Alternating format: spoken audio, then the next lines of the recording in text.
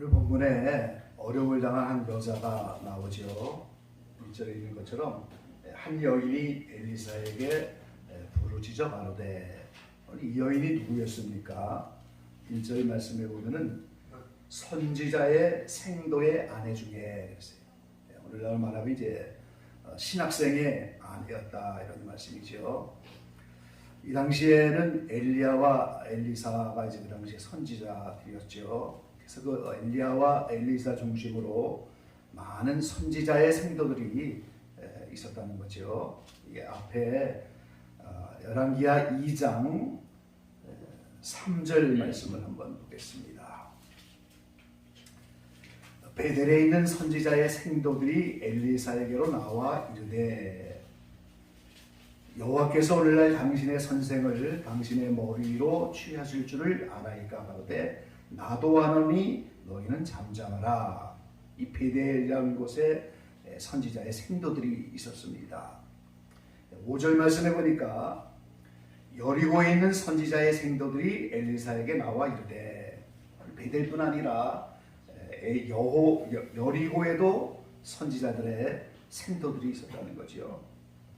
또 7절 말씀해 보니까 선지자의 생도 50인이 가서 멀리 서서 바라보매 그 두 사람이 요단가에 섰더니, 이 하나님이 엘리야를 승천케 하시려고 이렇게 할 때 그 당시 선지자 생도 50인이 그걸 바라보려고 요단가에 모여 있었습니다.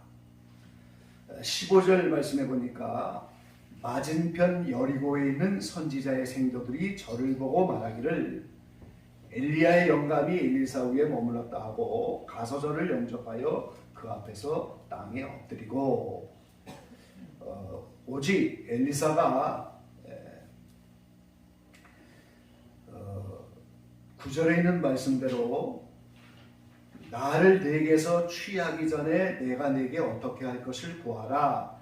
엘리사가 가로되 당신의 영감에 갑절이나 내게 있기를 구하나이다.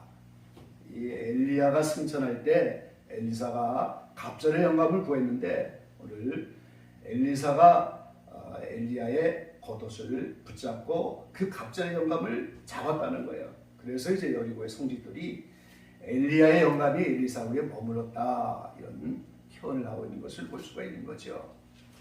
그러니까 여러 지역에 베델에도 여리고에도 또 선지자 생도들이 50인이 이 승천의 장면을 목격하려고 모여 있었다는 사실을 볼 때 많은 선지자들의 생도가 그 당시에 있었다는 사실을 알 수가 있습니다. 근데 이 여인도 그 선지자의 생도 중 하나였는데 그 남편 선지자의 생도가 죽었더라는 거죠. 남편이 죽었습니다.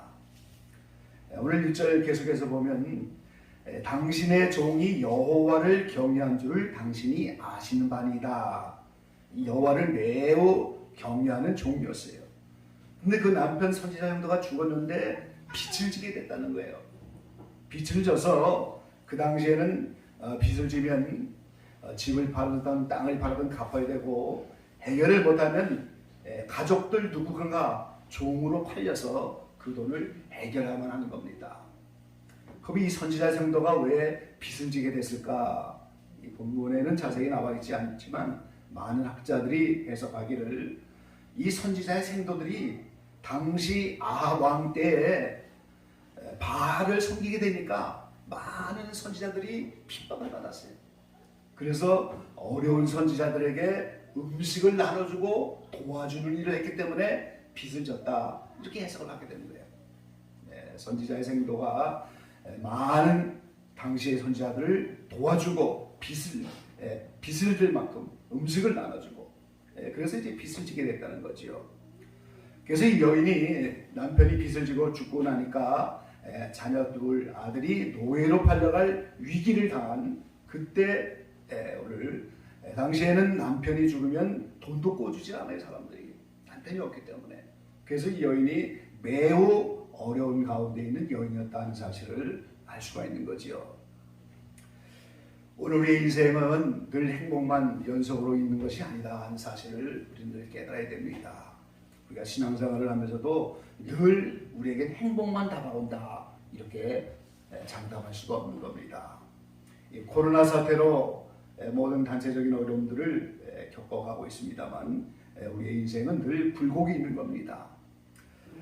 남편이 주의 일을 하다가 선지자생도로서 죽고 빚만 남고 아이들은 종으로 팔려갈 그런 위기를 만난 이 여인이 오늘 당연히 감사한 것은 신앙의 사람이었기에 엘리사를 찾아왔다는 사실인 거예요.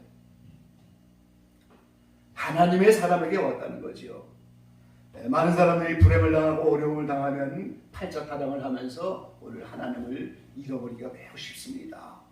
그런데 이 여인은 그 어려운 가운데 오늘 신앙을 가지고 엘리사를 찾아서 하나님의 사람에게 나왔다는 사실인 거지요. 오늘 인생에 이런저런 문제를 당할 때 오늘 저와 여러분도 하나님께 나가게 되기를 간절히 축원합니다. 인생의 모든 문제는 하나님만이 해결할 수가 있기 때문인 거예요.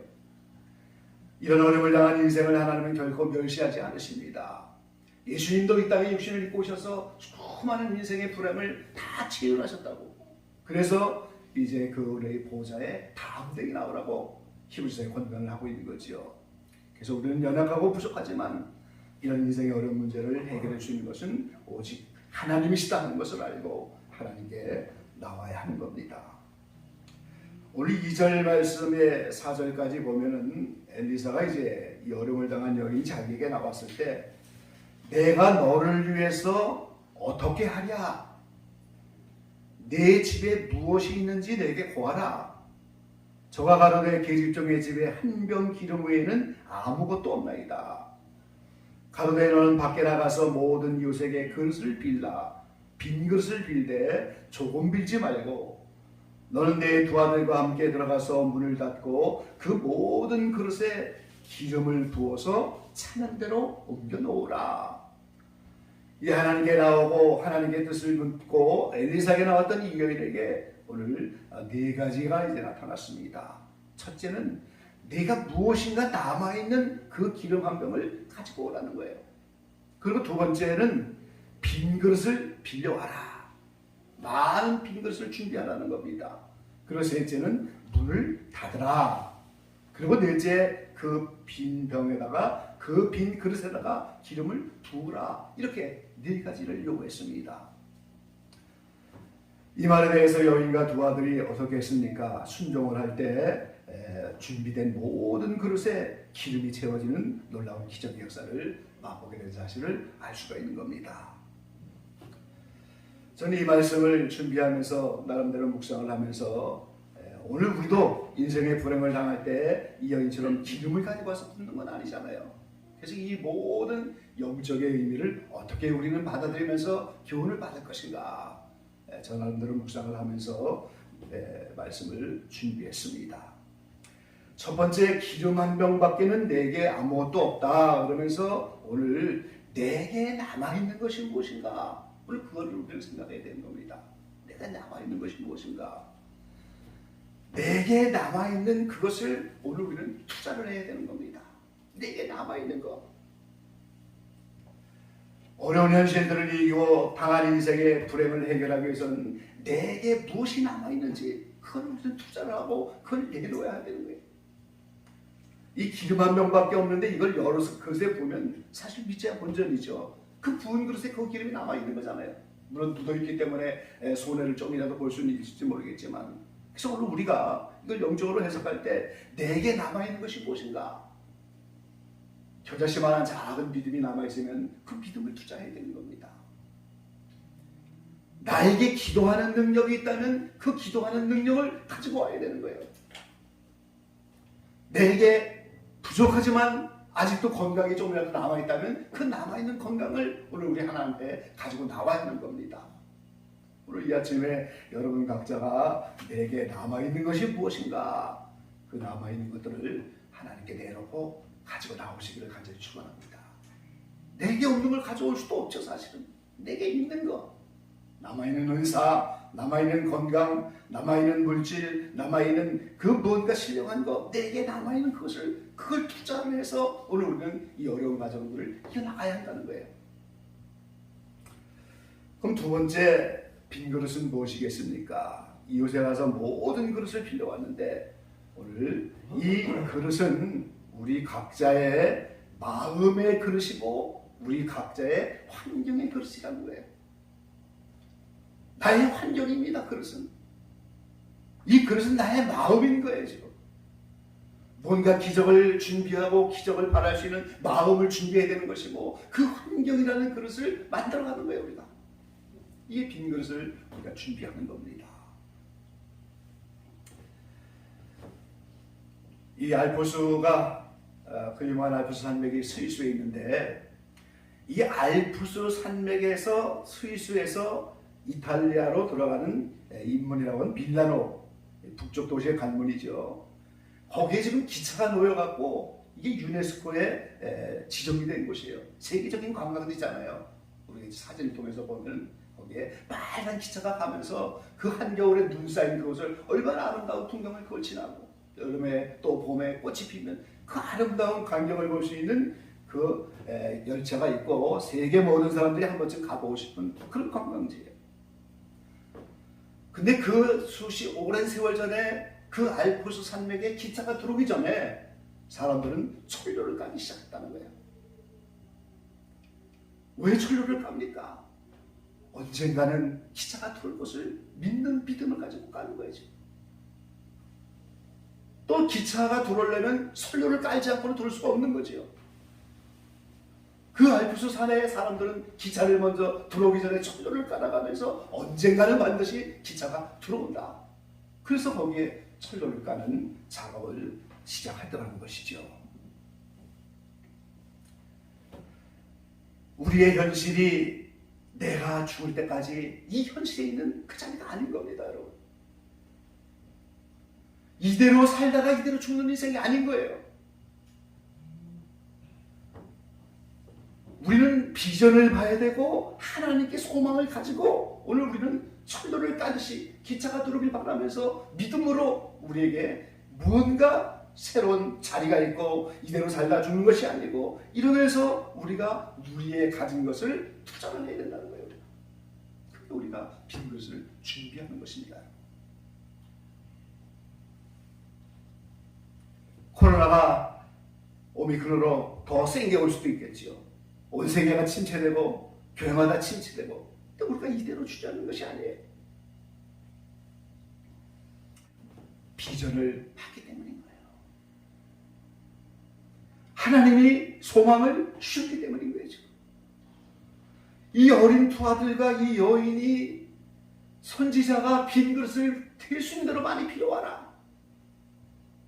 물론 말씀에 순종을 해서 기적을 본 건데 오늘 우리가 하나님 안에 비전을 보고 말씀을 받고 하나님의 소망을 갖지 않으면 우리는 내 마음의 그릇을 준비할 수가 없는 겁니다. 내 묶여있는 현실 속에서 새로운 마음의 그릇을 준비할 수가 없는 거예요. 내 환경에서 새로운 그릇을 준비하지 못하는 거예요. 근데 오늘 우리는 빈 그릇을 준비해야 된다고 하는 그것이 내 마음에 하나님의 소망이 들어오고 하나님의 비전을 보고 이 시대가 어떻게 흘러갈 것을 아는 그런 하나님의 영적인 눈을 여는 그 가운데서 이거를 준비하는 것이 오늘 우리는 그릇을 준비하는 거예요.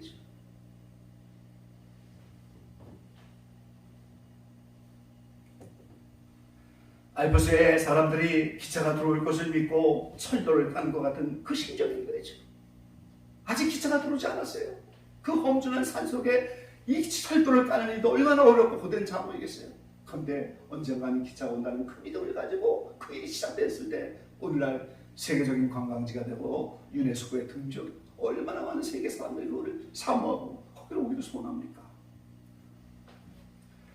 여기서 이대로 목회하다가 끝나는 것이 아니고 이 자리가 남은 세계의 마지막 자리가 아니다.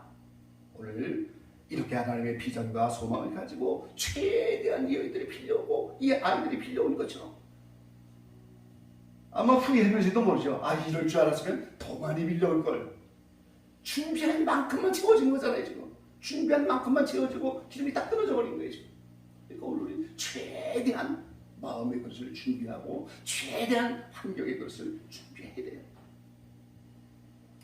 여러분 교회가 달라졌잖아요. 지금 등을 좀 여러 개 켜고 유튜브 작업을 준비하느라고 이제 제가 촬영하고 많이 달라졌어요. 여기 등도 새로 이제 누가 버린 거예요. 너무 아까워갖고 말이지. 딱 이 자리가 아무거나 주워놓은 게 아니거든요. 딱 필요한 것만 이제 제가 갖다가 깨끗이 다 새 겁니다. 그러면 인간적으로 이거 유튜브 찍으려고 조명을 한다 하지만 사실은 그 비전과 소망 속에서 하나님의 빛이 우리 마음속에 터뜨리고 있는 거죠. 그게 환경이라는 겁니다. 이 모든 환경은 내 마음에 따라서 그것이 움직여지는 거예요. 그러니까 우리는 환경을 보면서 하나님이 하시는 일을 볼 수가 있어야 돼요. 오늘 우리는 그걸 알아야 되는 겁니다. 그래서 오늘 빈 그릇을 최대한 빌려온다고 하는 것은 내 마음의 그릇이 하나님의 비전을 보고 분명한 소망 속에서 오늘 우리는 새롭게 도전하면서 환경의 그릇을 준비해 나가는 거예요.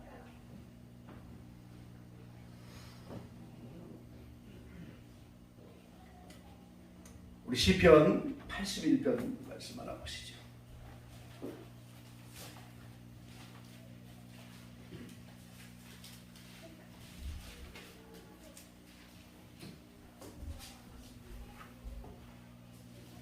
(81편) 10절 말씀입니다. 나는 너를 애굽 땅에서 인도하여낸 여호와 네 하나님이니 내 입을 넓게 열라 내가 채우리라 하였으나, 우리 입을 넓게 여는 만큼 하나님이 채워주신다는 거예요. 여러 번 제가 말씀을 드렸죠. 이 전쟁에서 승리하고 온 장군에게 임금님이 이제 하사품을 선물을 해줘야 되는데 보석을 주는데 입속에다 넣어주는 가슴이라는 겁니다. 그 보석 하나가 얼마예요? 최대한 이 승리한 장군은 입을 최대한 넓게 열어서 최대한 많은 보석을 하사받을 수 있도록 얼마나 입을 크게 열겠어요. 이 똑같은 권리입니다. 어린 참새 새끼가 어미가 먹이를 가지고 와서 얼마나, 여러분 사진에서 봤어요. 입을 쫙 벌려갖고 어미가 넣어주는 그 먹이를 마음껏 받아 먹을 수 있는 어린 참새처럼, 전쟁에서 승리하고 왔기 때문에 임금님이 보석을 그 입에다 채워줄 때 그 보석을 받는 그릇을 입을 열어 준비하는 것처럼 최대한 입을 넓게 열라고, 이게 하나님이 그렇게 하시겠다는 거죠. 네 입을 넓게 크게 열라고, 그럼 하나님 채워주시겠다는 거죠. 여러분의 자리가, 여러분이 있는 그 현실이 여러분의 인생의 마지막 자리가 아닌 겁니다. 여러분의 사명의 자리가 거기가 마지막이 아닌 거예요. 우리 하나님의 비전을 보고, 말씀을 통한 비전을 보고, 하나님이 주시는 소망을 보면서 이 현실 속에서 내 마음의 그릇을 입을 열듯이 크게 벌리고, 오늘 우리는 환경의 그릇을 넓게 열어야 하는 거예요.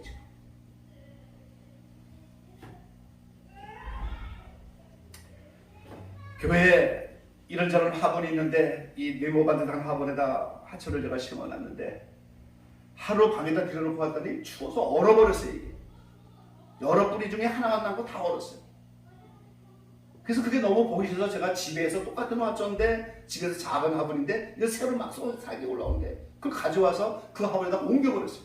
그리고 거기에 남아있는 한 쬐끄만 화분을 옮겼어요. 화분끼리 서로 바뀌어진 거예요. 조금씩.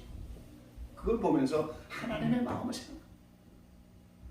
우리가 그릇만 준비되면은 저렇게 하나님이 마음껏 자라라고 이렇게 화분을 바꿔주고 환경을 바꿔주고 얼마든지 역사하는 하나님의 손길을 화분까지 하면서 제가 봤어요. 하나님 그렇게 하시는 거예요. 뜻이 있는 곳에 길이 있는 거고, 찾고자 하는 데에 열리는 것이고, 하나님이 이렇게 비전과 소망을 가지고 마음의 그릇과 환경의 그릇을 준비한 자에게 환경을 열어주시는 겁니다. 여러분 힘내시고 여러분 마음의 그릇과 환경의 그릇을 준비해 나가시기를 간절히 바랍니다. 이 세 번째, 엘리사가 문을 닫아라 그랬어요. 문을 닫아라. 이것을 영적으로 우리가 해석할 때 이것은 우리의 환경과 마음의 그릇들을 준비해 오면서 그것을 최대한 빌려고 환경을 열었다면 그 다음에 할 것이 골방에 들어가서 문을 닫고 기도해야 한다는 겁니다. 여러분, 그 문을 닫으라는 게 바로 골방에 들어가라는 거예요. 기도하라는 거예요. 바로. 왜 그렇습니까? 하나님은 모든 응답을 기도를 통해서 받아주시고 그 기도를 받으시고 응답해 주시기 때문에 그런 거예요. 우리 마태복음 6장 한번 보시죠.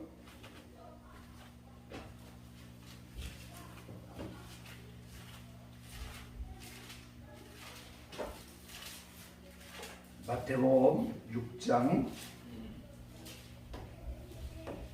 6절 말씀입니다. 6절 너는 기도할 때에 네 골방에 들어가 문을 닫고 은밀한 중에 계신 네 아버지께 기도하라. 은밀한 중에 보시는 네 아버지께서 갚으시리라. 아멘. 은밀하게 보시는 그 하나님 앞에 은밀한 기도의 골방에 들어가서 기도하면 그 은밀한 중에 하나님을 다 보시고 그걸 갚아주신다고 말씀하십니다.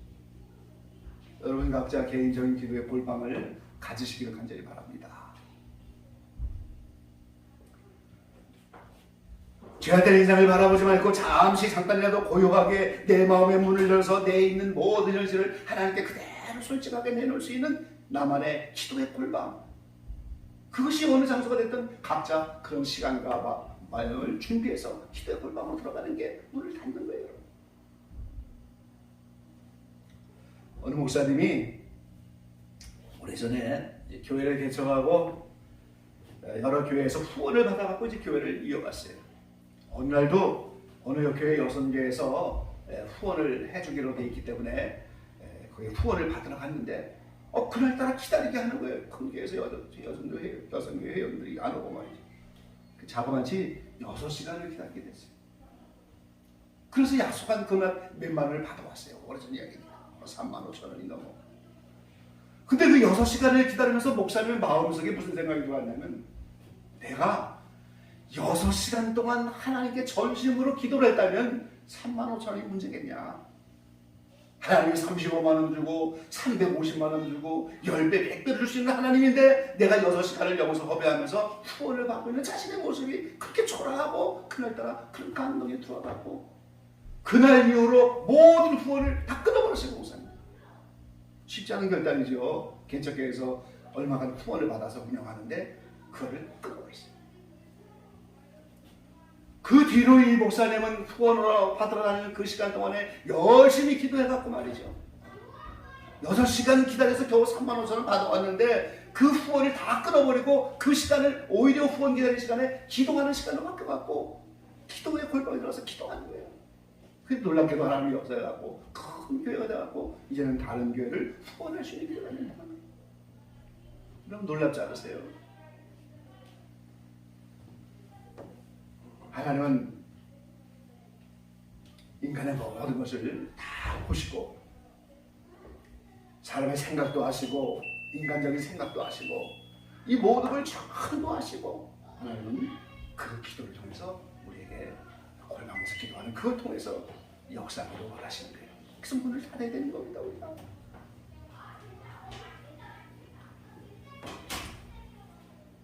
그 다음에 마지막으로 이제 빈 그릇에다가 기름을 부어라. 이 믿음으로 실천하라는 거죠. 주신 비전과 오늘 주신 하나님의 말씀, 하나님 주신 소망을 가지고 이제는 그 믿음으로 실천하는 거예요. 그래서 나타나는 것이 오늘 결론이 무슨 결론이 난 겁니까? 오늘 6절 7절의 말씀이 결론을 난 것이죠. 그릇에 다 찬지라. 여인이 아들에게 이르되 또 그릇을 내게로 가져오라. 아들이 가로되 다른 그릇이 없나이다 하니 기름이 곧 그쳤더라. 준비한 그릇만큼은 기름이 다 채워졌어요. 지금 그 여인이 하나님의 사람에게 나가서 고한데 저가 가로되 너는 가서 기름을 팔아 빚을 갚고 남은 것으로 너와 두 아들이 생활하라 하였더라. 아멘. 빚에 어덕이고 자녀 둘이 종으로 팔릴 수밖에 없는 이 여인이 엘리사 선지자의 말씀대로 오늘 하나밖에 남아있는 기름 한 병을 가지고 나가고 이웃에 가서 모든 그릇을 빌고 이제는 문을 닫고 하나님이 하라고 한 그대로 기름을 부을 때 오늘 이런 놀라운 결론이 나서 기적을 맛보게 됐다는 거예요. 그러니까 빚이 다 청산됐죠. 자녀 문제도 다 해결됐죠. 이제는 남편이 없어도 생활할 수 있는 환경이 열려버린 거예요. 한마디로 말하면 인생 대박이 나타났다. 인생 역전이 되었다. 그런 뜻이죠. 그러니까 오늘 우리가 그 말씀대로 순종하고 준비한 그대로 그 믿음을 가지고 오늘 달려갈 때 이런 놀라운 역사가 나타난다고 하는 거죠. 오늘 4가지 키워드입니다. 지난 주일에도 이제 베드로를 통해서 기도, 사랑, 봉사 이런 키워드를 가지고 설교를 했는데 오히려 네 가지의 키워드가 있는 거예요. 남아있는 것, 내게 남아있는 것. 두 번째는 뭐예요? 그릇을 필요하라. 마음의 그릇, 그 다음에 환경의 그릇을 준비하는 거예요.